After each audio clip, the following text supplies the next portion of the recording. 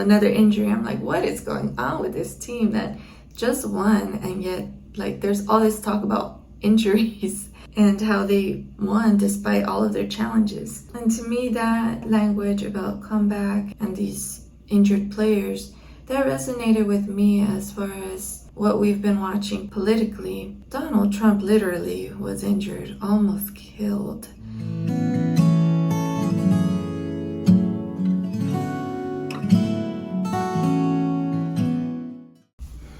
Good morning, you guys. It is the morning after election 2024. How are you guys feeling? If you are a Trump voter, you're probably really happy right now. And for those of you that watch these videos and you actually wanted Kamala to win, I'm going to do my best to be mindful of that as I talk about what happened last night and share my thoughts about us moving forward. So first things first, I wanted to look this up real quick on my laptop here. I wanted to read something that Kamala said that was very true. That is found in Psalms 30. Let's just read the whole thing for context's sake. A psalm, a song for the dedication of the temple of David. I will exalt you, Lord, for you lifted me out of the depths and did not let my enemies gloat over me. Lord my God, I called to you for help, and you healed me. You, Lord, brought me up from the realm of the dead. You spared me from going down to the pit. Sing the praises of the Lord, you his faithful people. Praise his holy name, for his anger lasts only a moment, but his favor lasts a lifetime. Weeping may stay for the night, but rejoicing comes in the morning. That last verse was the one that I am reminded that Kamala was quoting. When I felt secure, I said, I will never be shaken. Lord, when you favored me, you made my royal mountain stand firm. But when you hid your face, I was dismayed. To you, Lord, I called. To the Lord, I cried for mercy. What is gained if I am silenced? If I go down to the pit, will the dust praise you? Will it proclaim your faithfulness? Hear, Lord, and be merciful to me. Lord, be my help. You turned my wailing into dancing. You removed my sackcloth and clothed me with joy, that my heart may sing your praises and not be silent. Lord my God, I will praise you forever. It's interesting reading that in the context of today. It's interesting. And obviously reading this in the context of when it was written. It's a song by David, given his circumstances, everything he went through in his life. But it was written for the dedication of the temple. You have this imagery of just David's life, all of his hardships. He had many enemies, and it was constant persecution, even at one point from his own son that betrayed him and wanted to take over his kingdom. He was a man that definitely went through a lot, and he would go to God for help. He was a man that understood how God corrects those he loves, and here he's talking about how God's anger only lasts for a moment, but his favor lasts a lifetime. Weeping may stay for the night, but rejoicing comes in the morning. But what was interesting is that we find politicians use Bible verses in order to make their point, in order to apply it for them. And we can do that, right? We can read this and realize it's not talking about us, but at the same time, be inspired by it, see God's faithfulness, learn about who God is. But when she used that to describe, I'd have to go back and check. All I know is that it went like viral on the internet, on X, and that's why I have that in my mind. Oh, okay, so the context of Kamala, here, let me hear. In times of uncertainty, we are reminded weeping may endure for a night, but joy cometh in the morning, and church morning is on its way. Yeah, so that was the context. She sounded like she wanted to be like a preacher. I guess she said this it sounds like she was speaking in front of a church or something. I don't know. Let's see. Yeah, she spoke at a church service in Detroit, Michigan on Sunday. So she meant that obviously for, I think, to use it as like, hey, my presidency, joy is coming in the morning, hope is coming in the morning.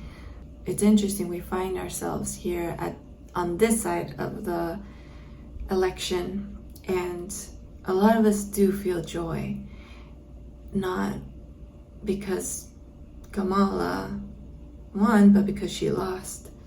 And what I find interesting is that the reason why people will feel that they're happy that she didn't win is because of the things she represented. And a lot of people today will probably say that she didn't win because of, people being uneasy with a woman being the president of the United States. But actually, I think America has demonstrated that America would have been willing to vote into office a woman as president. And the way you can see how America takes women seriously, political women seriously, is that America wanted to hear from Kamala Harris. We wanted to hear her thoughts, what she stood for, from her directly. We didn't want to have to go to a website to find out more about what she stands for, what she will do, how she will do that.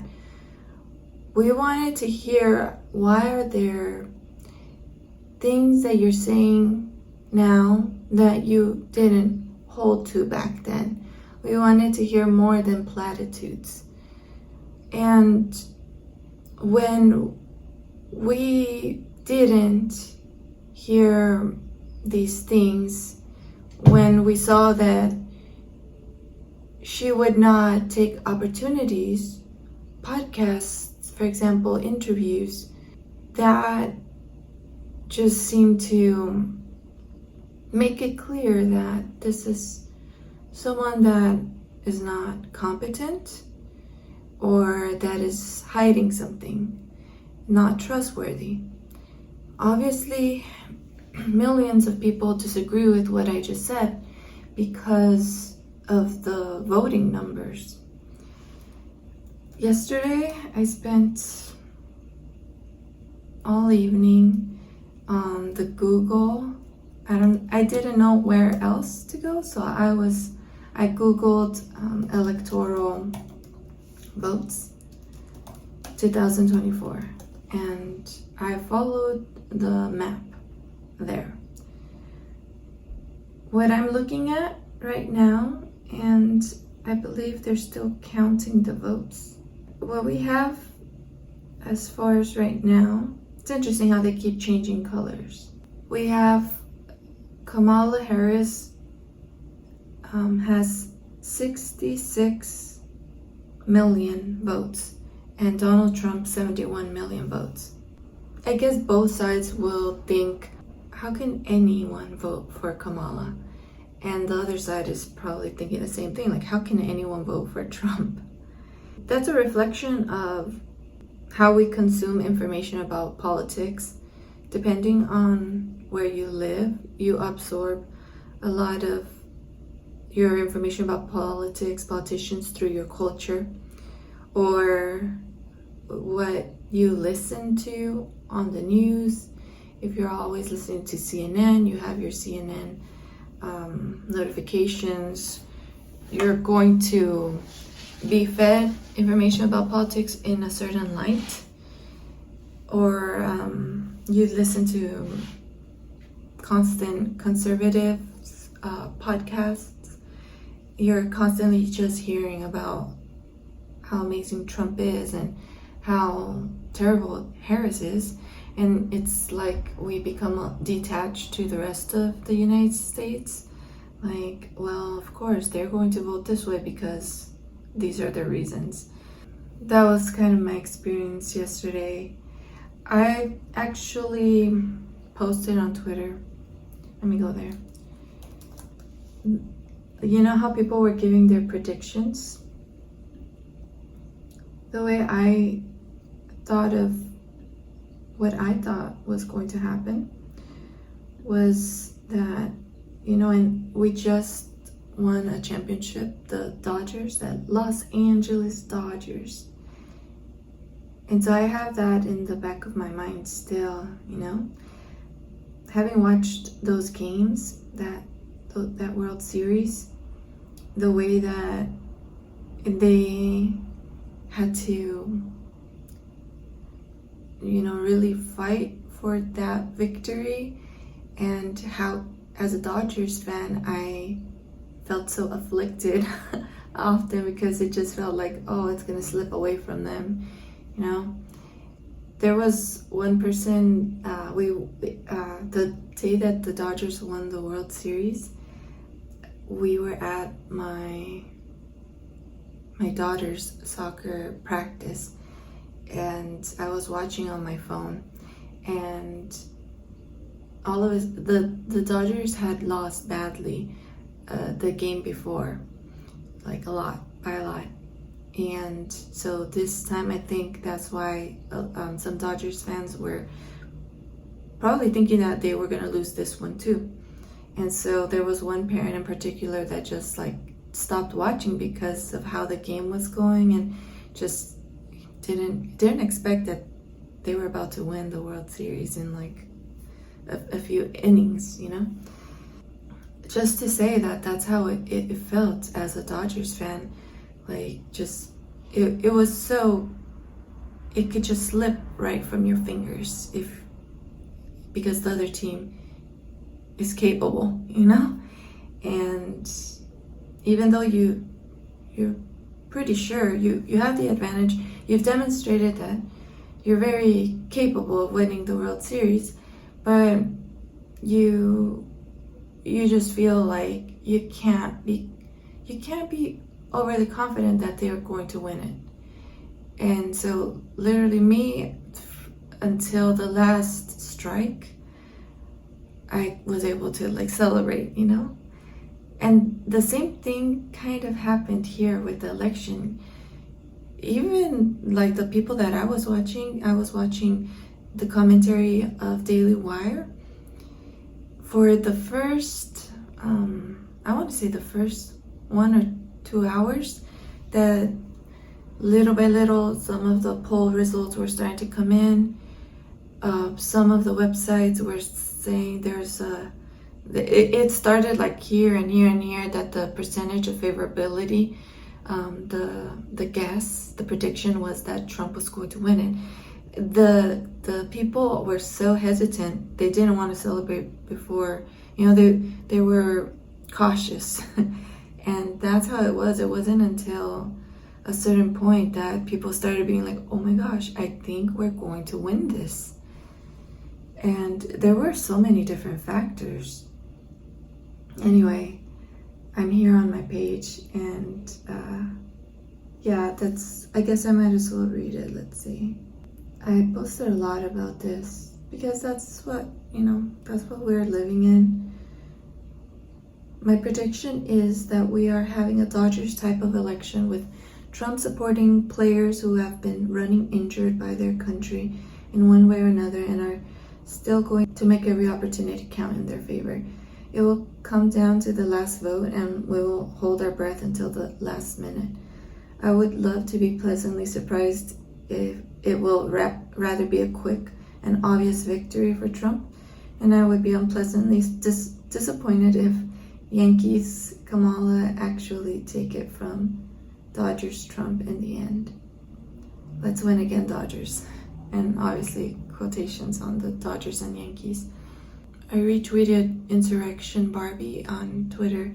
She wrote, "If everybody goes to vote tonight, will represent the single greatest political comeback in American history." That wording just reminded me of how they said the Dodgers win was the greatest comeback in I don't know, the baseball history, but they said that the way they came back after such a loss. Well, I think what they meant by the comeback was that they were down by a lot. I think they were down 5, if I remember correctly, and then on the 5th inning they came up like 5, and so I think that's what they call the comeback in the World Series. And I likened that to how, I really didn't watch the Dodgers games, like for them leading up to the being able to be in the World Series.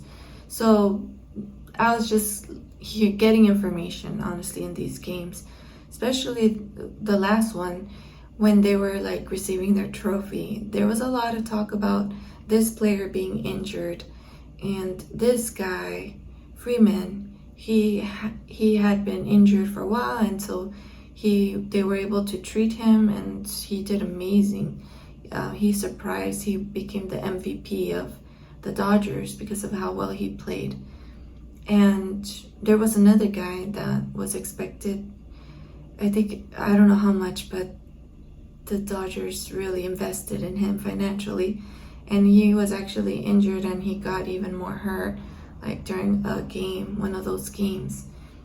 And there you would see him, what's his name? Otani, I think. You would see him, like when he would bat, he would swing so hard, and then you could tell like his arm was like in pain, uncomfortable. Sometimes you would see him running, like holding his arm. And there was someone, the way that they talked about the Dodgers when they won, you could tell that they wanted the other team to win.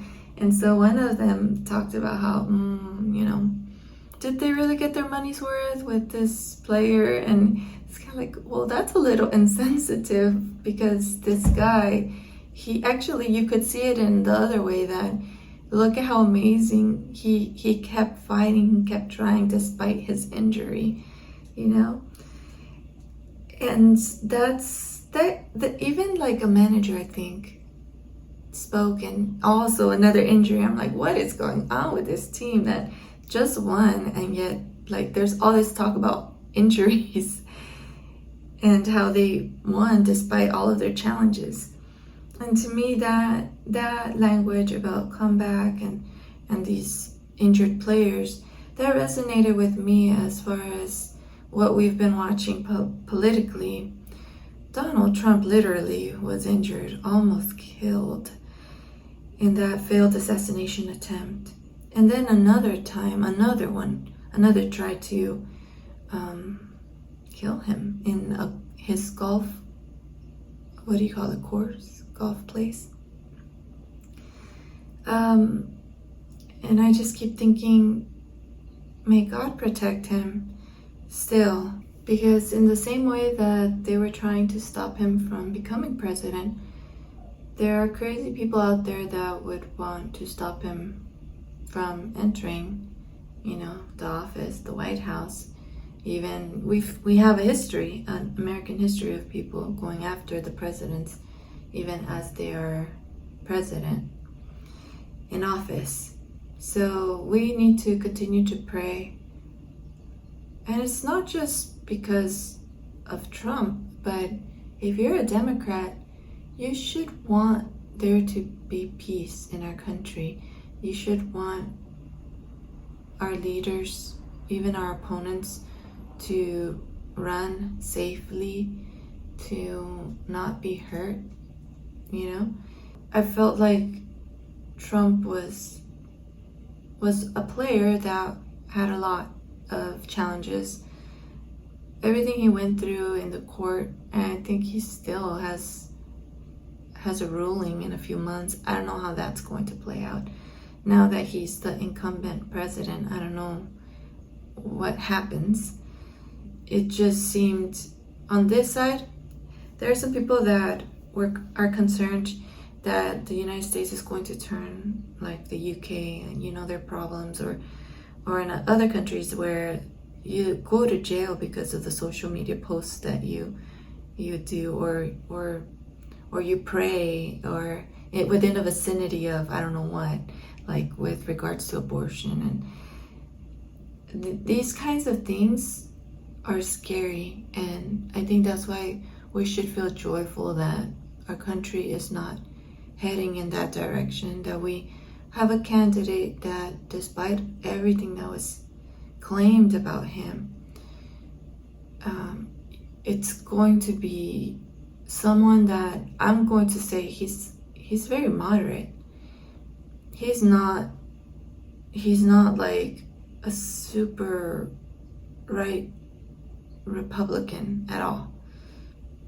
In fact, a lot of Christians, pro-life people, they said they weren't voting for him because of his stance on abortion.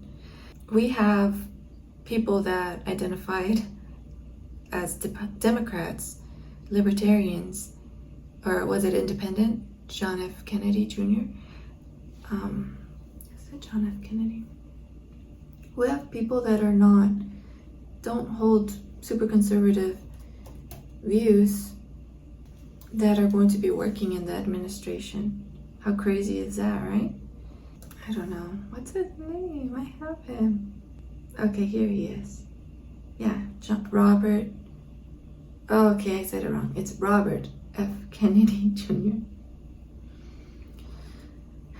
And Elon Musk, who isn't a Republican, isn't like a conservative. Maybe they are Republicans now because they voted that way, or not. We don't know, but they helped. They helped, and they're going to help in the administration. You have people like Joe Rogan. I don't know, like, I don't think he's a Republican either, and he endorsed Trump. So many different types of Americans voted for Trump.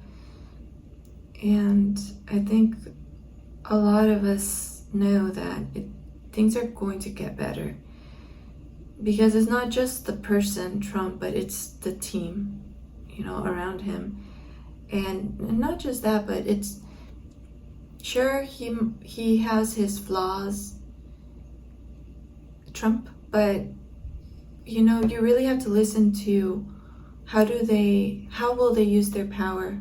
And we've heard a lot of nonsense about how Trump is going to become a dictator and whatnot. And but reality, people are going to realize how much they were lied to come January. And I really do hope that this time around we're going to notice the difference between like real Trump as president and fake Trump as president. We're going to see if everything that they said about him, we're going to see how that doesn't come to pass. So definitely, I was very scared to hear some of the things that Kamala was saying about how she didn't believe that, for example, abortion, that people's religious convictions were important. That sounds more of a, what is it, an authoritarian, where you are going to impose your views on people despite their religious beliefs. Just like we've seen, and I shared this on my X, too. If you want to follow me, my handle is Mrs. MRS Susan Morales. I shared about something I heard a few days ago. So I'm going to read it. A few days ago, I heard something disturbing about a family friend's son. He was suspended from his school in Oregon because he asked why there was a girl in the boys' locker room. He was punished as the instigator because he began a forbidden conversation with his friends. I wrote, vote for the kids too. Definitely, we're going to see less of that agenda, less of those consequences on kids, less of that indoctrination, because it is indoctrination. It's one thing to present a view to children, and it's another to tell them you can't say anything against this, you can't think critically about this, you can't see pros and cons, you just have to affirm and in this school this is how it's going to go. Legally in California, I've heard bad things too. The way that the schools are being run, like the whole DEI thing is a real thing happening, where kids are not earning their grades anymore, but they are being given like certain good grades just because this person is like a minority, and we want them to not be disadvantaged in the school system. Things were just going out of reality, you know. We live in a real world.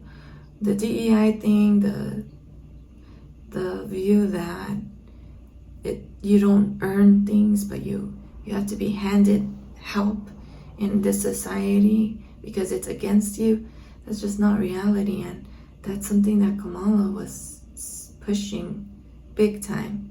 So it's there's a sigh of relief in that side as well. The religious freedoms, that's a huge one, because where Trump was very clear that he's not going to push the whole women having to compete with men in sports and things like that. So those are two great things. The economy, I mean, there was a moment where I just thought like, whoa, like I honestly believe that grocery prices are going to come back down. You know, our experience checking out is going to improve. World, foreign policy, things are going to get better with someone that has historically demonstrated that he knows how to deal with the terrible leaders of the world. And it was scary for a moment there, because the way Kamala would not answer questions quickly or clearly, or, you know, in a genuinely assertive manner, it was concerning that how was she going to be able to handle certain things. The way that they mishandled the conflict in the Middle East, and she and Biden reaped the consequences. She would have her rallies or whatever she would call them, and there would be protesters, you know, the people that are protesting for Hamas, pretty much. They put themselves in a hard place there, because you could have just been very clear on your stance and right is right, and let's finish this war quickly. Let's not put Israel in this situation in the first place by funding Iran and by being more strict with Iran. Just their policy ideas just fail in real life, and that was clear. The worst moment for them, I think, was when the way they went about leaving Afghanistan, and Kamala taking ownership about her being so influential in that decision. She was the last person in the room when it came to that decision. That was one of the worst decisions America has made, our leadership. And it just does not, it reflects either very, very poor policy ideology, or it reflects that we had someone in charge that was not fully there mentally. I went to sleep late. I was hoping I would see officially the results. It's interesting, this time around there were a lot of little things that people were scared that it was going to happen like last time again. There was a thing I heard on the Daily Wire that Pennsylvania was saying, it started to look like it was going to turn red, and it did. Pennsylvania went to Trump, but Kamala needed Pennsylvania, and when it was becoming obvious that it's going to turn red, all of a sudden Pennsylvania was like, we're going to have to stop counting and we'll continue tomorrow. And I heard that the GOP threatened to sue them, and when they threatened to sue them, all of a sudden they continued counting. It seems that AP, the Associated Press, AP, so some of the news people, they go based off of that. And Kamala declined to speak last night. Someone went to speak on her behalf and said that she'll be talking in front of the nation today, addressing the nation today. And they thought that there was still a path for her to win. Like an hour later, Trump spoke, and he said, I'm projected to win, and Fox, I think, had given him Wisconsin. That was the last one that put him over that 270 that was needed to win. And so he didn't wait. And I think that's also a reflection of, we're tired of games during elections. We're tired of the manipulation of the election system on election day.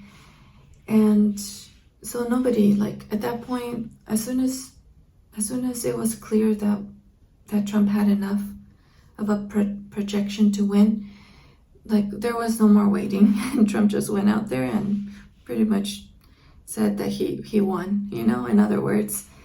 And in the morning I woke up and I saw 277. They gave Wisconsin 99% reporting a clear win. It was close. It was like, what is that? 30,000, around 30,000 of a difference favoring Trump in Wisconsin. So I just thought peace, just like some type of what do you call it? Like resolution, because our nation has been so stressed. And it's nice to be able to have these elections, and the people that lose, they accept it. The people that win, they celebrate it. And it's nice that it wasn't as bad as last election, as far as, some suspect things that were happening. There was a lot of taking some of these blue states to court, and there were a lot of, it was crazy the way that you win an election this time around. It's not the way it used to be. So it really required the court system along the way in order to hold these states accountable, and not to try to flex the rules the way it seems that we learned from last time around. So I'm happy. I don't put my trust in Trump. He's not my idol.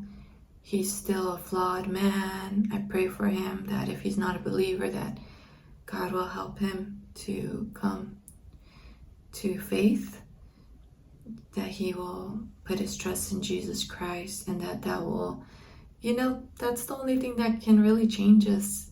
We might expect so much of him, but what do you believe in? That's going to be a reflection of how you are on the outside, how you talk, and all of that, your convictions.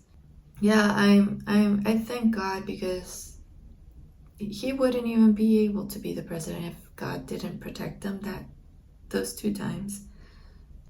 I think he did acknowledge that. He says some people say that God saved me so that I can save the country.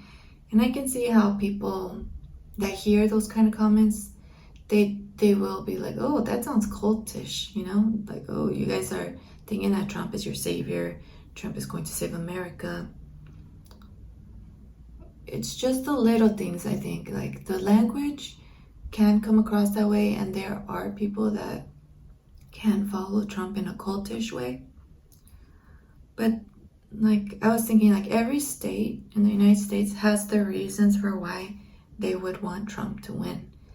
The people dealing with immigration, especially because they have the borders right there, they live their own things, or like, in California, how people are scared to lose their kids because of the LGBTQ aggressive agenda. The farmers, everyone has their own reasons, and so we have to acknowledge that and not just put it off like, oh, you guys are just blindly voting for Trump. No, there are reasons, and our politicians do affect our lives. So I think we're in a better position now that Trump has won. And so I just wanted to come on here and share my thoughts with you. Let me know what your thoughts are in the comment section. And I'll talk to you guys on the next video. Bye.